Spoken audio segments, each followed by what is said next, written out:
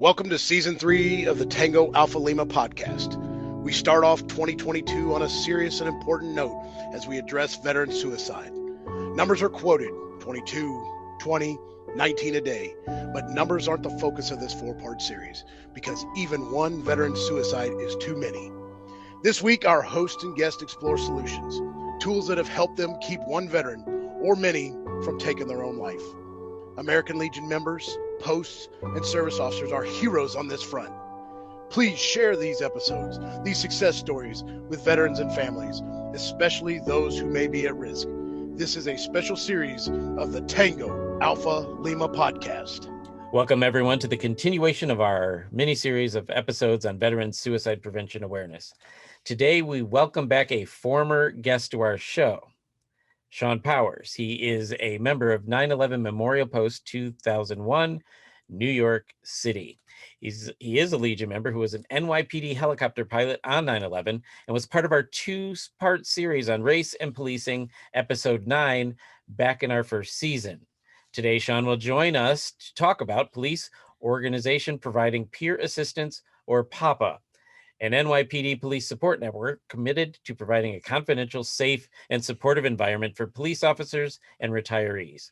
Sean is a POPPA volunteer and will tell us how he and others work to prevent and reduce post-traumatic stress disorders, marital problems, substance abuse, and suicide among first responders, and how some of the same techniques can be used to address veteran suicide. Disabled veterans, disadvantaged children, and military families all need American Legion services. And that old car on your property simply needs to go away. Help us help others by donating your car to the American Legion. It's easy, convenient, and tax deductible. Visit legion.careasy.org today or call 844-4LEGION. That's 844-453-4466. All right, welcome, Sean, or I should say welcome back. I don't know if you know this. You are our first repeat guest. Did you know that? Holly, yeah, just found out about that like a half second before you said it. That's super exciting for us. After the first 100, we have a repeat guest. And I saw you last in Phoenix at the National Convention. Yes. Did you run into Ashley there? Yes. I think so, yeah. Yeah. I'm not sure if it was at the table or in passing. A very in-depth conversation. Oh. Yeah. We just had, guy talk or grunting and stuff. So we are going to get right into this. This is a very special series, and we're super glad to have you. And we're both going to talk to you, but we're going to start with Ashley because she's really good at this. Aw, thanks, Jeff. I appreciate you.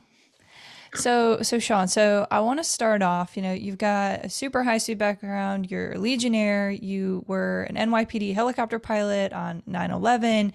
You've done all of these amazing, cool things. And now you're stepping into this role or have created a program, and you're going to explain this, but it's called POPPA, the POPPA program for NYPD officers. So I don't know if I said it correctly. You need to let me know because my phonetic alphabet's starting to take over. So you let me know. I want to know about this program. I want to know about what you're up to since we've last spoken and how this program has developed. Okay. First of all, I did not come up with this program. This was a program designed back in the mid-90s. There was a rash of suicides with the NYPD. Unfortunately, our officers killing themselves left and right. One of the officers who was unsuccessful, thank God, was asked, because the NYPD has a health services division where you go to them and they would provide mental health support for you. And it was like, why did you not turn to them? And the answer was very quick and very succinct. And it was because I would be tagged and it would follow me forever. And the first thing they would do is take their guns away, having that CYA attitude. They would take their guns away from them. And I even heard this from a female who said this to me. It would emasculate them if they got their weapon taken away from them. And I was like, wait a minute, you're a female? She says, yes, but as a cop, you take that identity as a cop and they take the gun away from you. And they usually did it for an extended period of time, and that would follow you through the rest of your career. So what they did is they came out with this program. There was a gentleman, Bill Janae. He was with the PBA. He was one of the union guys, and he came up with this program. And it was a membership assistance program originally. It was MAP, and then they changed it to POPPA. A friend of mine gave me a call one day and said, "Hey, Sean, you familiar with this program, POPPA?" I said, "Yeah, I heard about it." He goes, "You should join it." I was like, "Yeah, okay, it's another thing." So I learned more about it. There was a gentleman in my unit. I was in the aviation unit at the time, and he told me about it. And he was one of the peer support officers. They call them PSOs, peer support officers. And POPPA stands for Police Officers Providing Peer Assistance. So you got the POPPA, Police Officers Providing Peer Assistance. So I went and I joined, became a peer support officer, went through the full training to become one of the peer support specialists.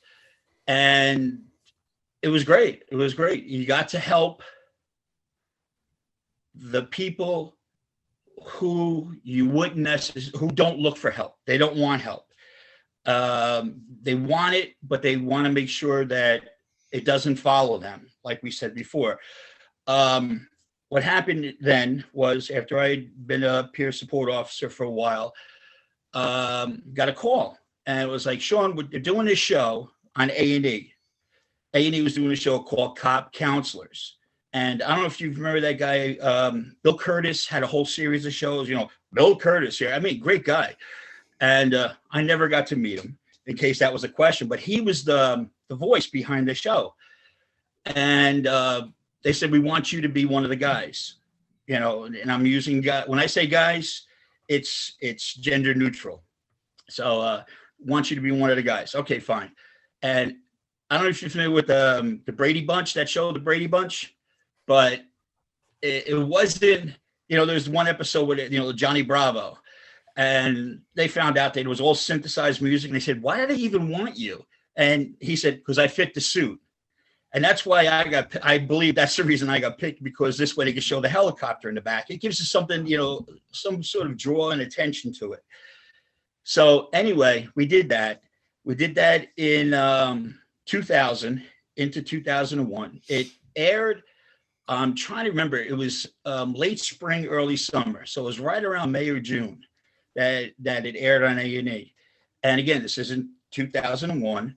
And if you're familiar with A&E back then, they didn't have as many shows as they do now. So they would rerun it. And plus, cops being who they are, if they see something on there that says NYPD, they were drawn to it. Hey, listen, I'm going to watch this. So I was on that show. And of course, when the show aired, getting phone calls, or sometimes it would air 3:00 in the morning. "Hey, Sean." I'm like, "Oh yeah, what's up? You called me 3:00 in the morning." It's like, "Yeah, I just saw the show on A&E and I saw you on there." It's like, okay. So that made me kind of a focal point for this. So we understand what happened later on that year. Here we are, late spring, early summer of 2001. The show's being aired. People are watching it. Later on in the fall, as fall starts, September comes around, September 11th, and we went from being busy to being inundated with police officers who were down there after 9/11. And thank God that program was in place, because it saved so many lives. I mean, you can't sit back and judge like how many people did it actually save, but I've seen the results of people who were affected by that, who were helped. I'm gonna use the word helped. They weren't, I don't know, I can't use the word cured, but they were definitely helped in their issues. And because I was on that show, cops are a funny group of people. They don't trust anything, especially now. But they don't trust anything unless they can verify it. So I would get calls. It's like, "Hey, Sean, you're in this thing, POPPA, right?" "Yeah." "What's the deal?" "The deal is it works. It does this. It does that." You explain it to them. They're like, "But this is legit. Yes, it's legit. But this is legit. Yes, it's legit. And it would just go on and go on. And next thing you know, I would get passed on to this one, to the next friend, to the other friend. Hey, listen, I got a buddy of mine. He has some issues. Can he call you? And unfortunately, just being one person, I'd have to tell him call the hotline or do whatever. But there were some guys who wouldn't do that. They're like, no, Joe said he trusts you. I'm going to talk to you. So, there's a lot of that going on too. But okay, I think you handled that so well. This is also a first. I don't have a follow-up question. So I think we're going to go ahead and take a break and be back in 30 seconds. The American Legion is Veterans Strength in America. We're in your community, supporting veterans, service members, and their families, enriching the lives of young people and promoting citizenship and patriotism. Our members are passionate about these core values. Help strengthen America by joining the American Legion today. For more information, go to legion.org/join. All right, we are back with Sean Powers after a quick break, and I wanted to jump in real quick because this is about suicide prevention awareness from the American Legion, and I'm wondering how what you do, what we can learn from POPPA. Well, with the veteran community, there are some of us who got involved in it. There are some of us who, besides being cops and PSOs, were also veterans. We were asked by outsiders, hey, listen, you guys deal with cops, but, I've got a buddy of mine. Can you talk to him? He's a veteran. Yeah, sure. No problem. We could talk to him. We ended up getting a couple of these guys. First of all, we thought that we're going to get, the majority of them from Iraq and Afghanistan, and that wasn't the case. Originally, we were getting Vietnam veterans, which I was surprised at. And, we're like, why are you guys here? And those demons that were put to rest while they were raising their kids, having their careers going, doing all their stuff. Now they're retired, the kids have moved out, and those demons are now poking their heads in there. And we dealt with that. And as a matter of fact, that movie came out, Hacksaw Ridge, the one about Desmond Doss. And one of the veterans organizations was playing a movie up at their hall, and I get a call. And it's like, again, I'm using generic names here. It's like, hey, Sean, can you come up here? We got Billy Jones and he's kind of out of it. Can you come talk to him? Okay, fine. And now I know Billy Jones, and I'm like, all right, fine. Maybe he's got some issues. I go up there. Here's this 90-year-old guy, short, stocky, 90-year-old guy throwing chairs around, yelling at people. He was there. He was there at not exactly the same time Desmond Doss was, but his unit was there, right there at Hacksaw Ridge, and he was out of it. He was losing his control, and nobody even knew that was affecting him all of these years that he held that in. And it's there. It's there in our community. The military didn't understand it in the beginning. There's several, I don't know what number, but there are several veterans that were given other than honorable discharges because of actions they were doing. Then you follow it through and you find out this guy's a clear case of PTSD. This guy has some serious mental health issues that the military didn't see, but they saw the results of that. And because of that, they got this person out of the military. So it was different. It was different to see that. Another thing we saw that we don't see too much when we saw with the police department, survivor's guilt. And it wasn't so much, that they were in action and their buddy who was in the same unit with them didn't make it, but it was guys that were still here in the States. And that was something. And the other thing that really, really threw me for a loop and threw all of us for a loop was the problems with females and the problems they were dealing with, sexual assaults. And the military, I don't think the military properly addressed that. And there's a lot of our veteran community that I think were pushed aside, and that we really need to go back and address it. And obviously take care of their mental health issues because of what happened to them. Ashley? Wow, I'm taking it all in, because so for everything that I've learned is that you're doing incredible work. Papa is committed to preventing suicide. This like newest phase of your suicide prevention effort, is to educate police officers as officers as what's the word I'm looking for? Basically identifying risk factors and the warning signs that are being displayed by someone who is suicidal. And to know that you've had such an incredible impact, in my mind, I'm wondering about, the training aspect. I know that we want to make sure we've got folks who know what they're doing. They're not exacerbating an issue or saying the wrong things.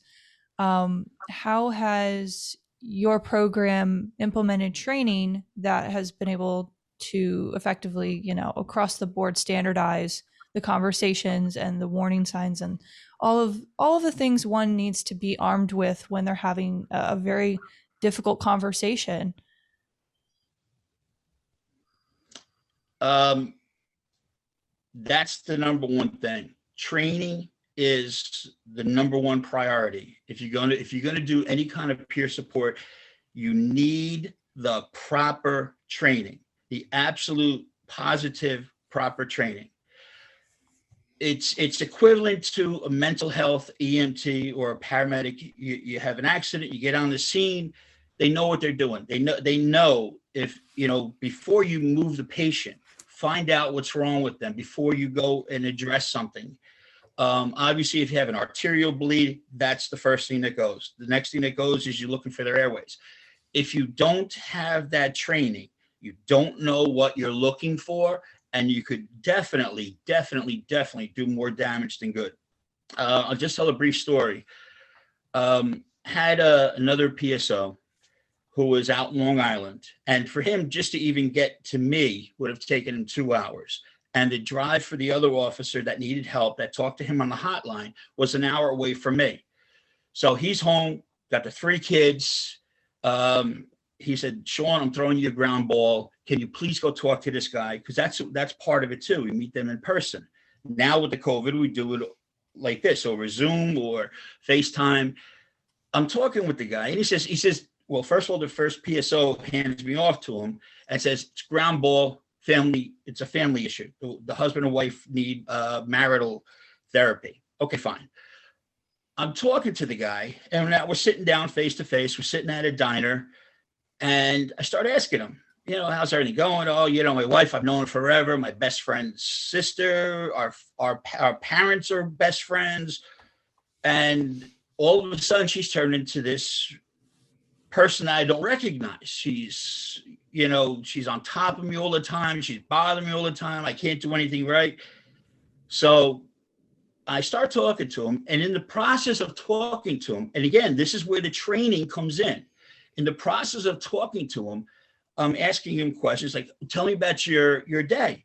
And he starts talking about his day. He does the 4 to 12s, and he's in a highly specialized unit. So obviously this guy is on top of his game.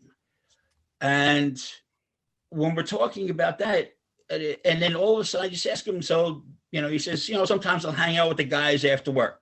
Okay. Then I bring up, I says, well, do you have drinks? Do you have a pop or two? And he says, yeah, we do. And I says, how much? Oh, nothing beyond the norm. Okay, well, what's the norm? The norm, as I as I was drawing it out of him, the norm was a 12-pack or a small bottle. And we're talking about the half liters. And I'm like, a half liter of bourbon, that'll do you good.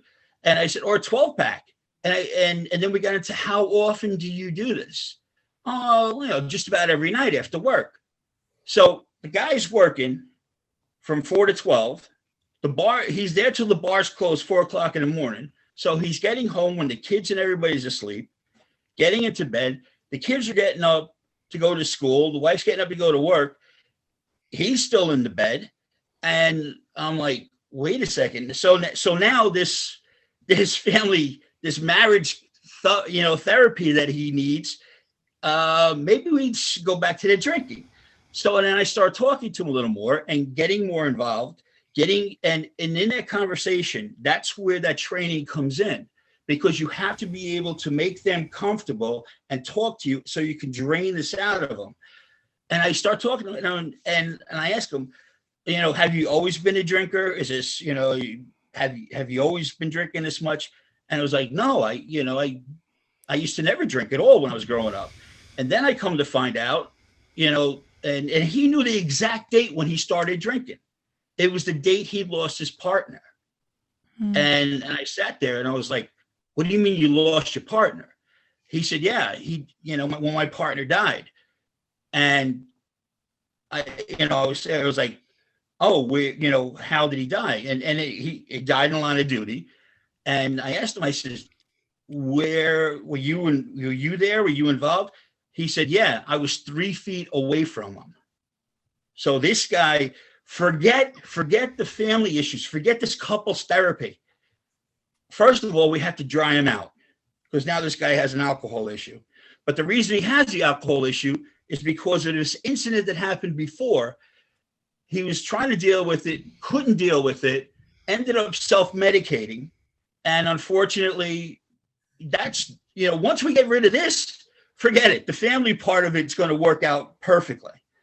But if I had not had that training, knowing how to get him into my confidence and to ask him the proper questions without attacking him, without giving any judgment at all to his answers, we never would have known that. We would have sent this gentleman and his wife to couples therapy, and that would have been the end of it. And the underlying issues never would have gone. They never would have been addressed had it not been for the proper training to know what to ask and what to get from these people, and him in particular. So Sean, I have a quick question to interject. So you've talked a lot about the interpersonal skills that are required to have hard conversations and building trust and that camaraderie, both that we see in the veteran community as well as any of our first responders. And I think you really hit the nail on the head about just having a conversation with someone and letting them open up to you, and this is very like Shrek speak to me, but it's like everyone's an onion. It's about how many layers we can pull back. And once you get to the root of the fruit, like, and I'm using a lot of food references. I'm actually pretty hungry, so I digress. I was gonna say, I'm getting hungry now. I'm hungry now. But I think about the root that what you're describing in this gentleman's situation is that he saw a traumatic incident happen to someone that he worked with on long shifts for maybe years, months, days, and knew them intimately. And to hear that individual was self-medicating, like that was the core root. And I think what's important is that your suicide awareness for emergency responder or your SAFER program, this one-day suicide training that you have, is so critical that you're providing for the folks overall for your suicide prevention program, and just being there in this confidential manner to address these issues for NYPD officers and their family members. And I just think it's so enduring, and I love what you're doing. So I definitely want to say thank you for, being here, as well as letting all of the folks out there know that this is a program that can be, I would say, maybe duplicated or across. Okay.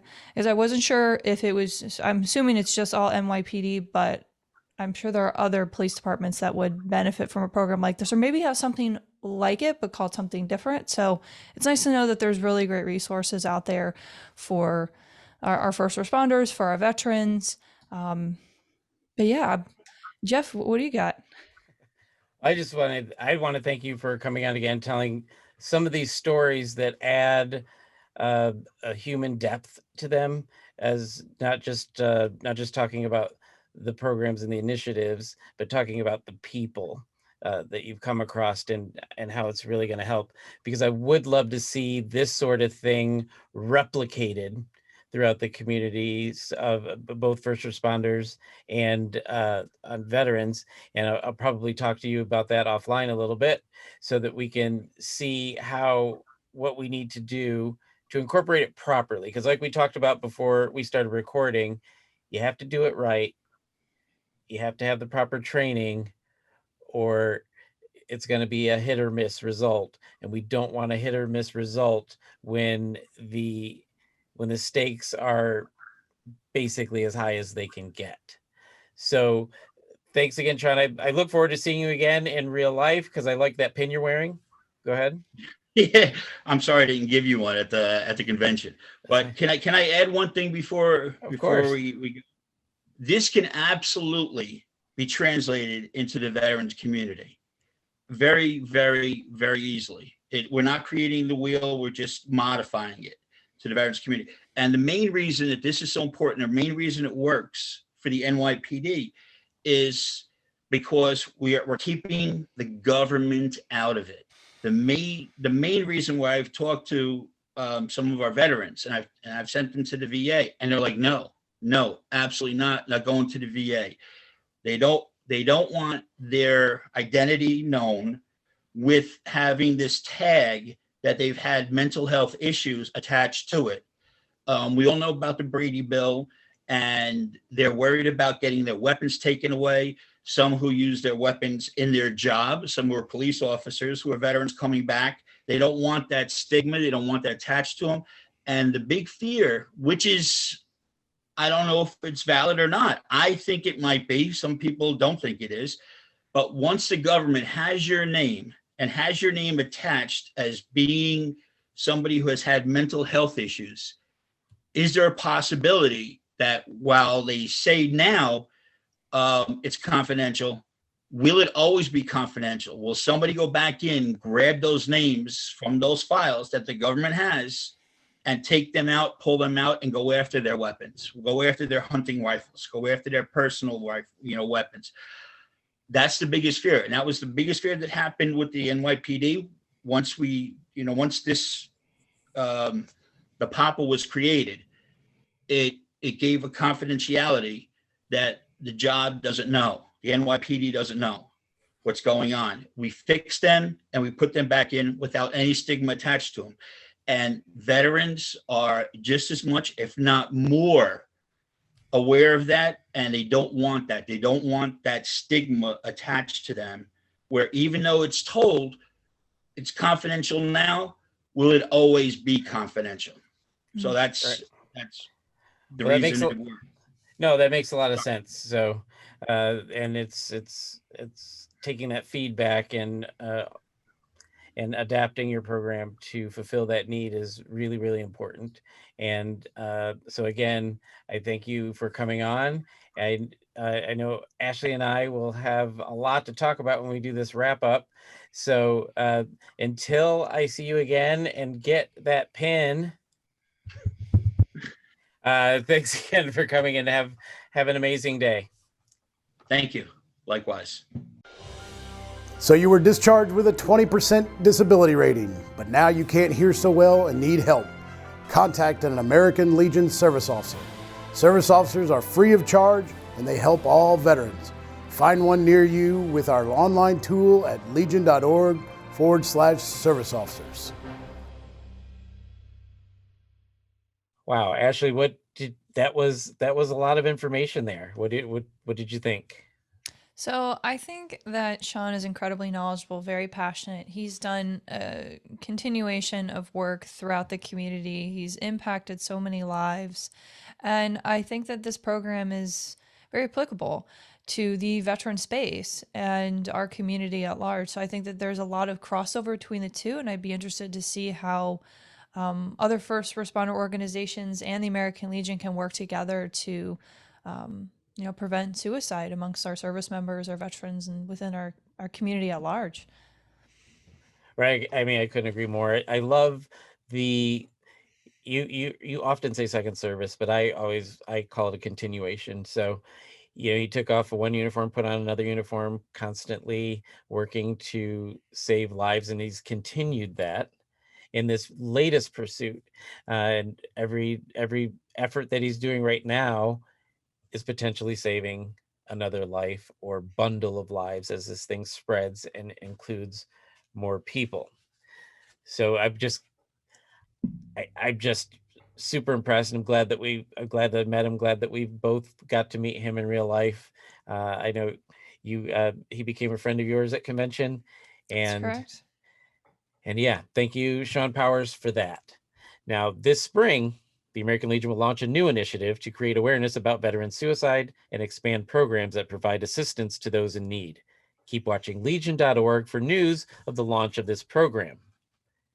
In the meantime, there are things that you can do to help those in need. Ashley? Sure. So first and foremost, do a buddy check. Call, text, or drop by to check on a veteran or veterans that you know to make sure that they are doing well and to help them if they're feeling alone. Help them feel less lonely. Be there.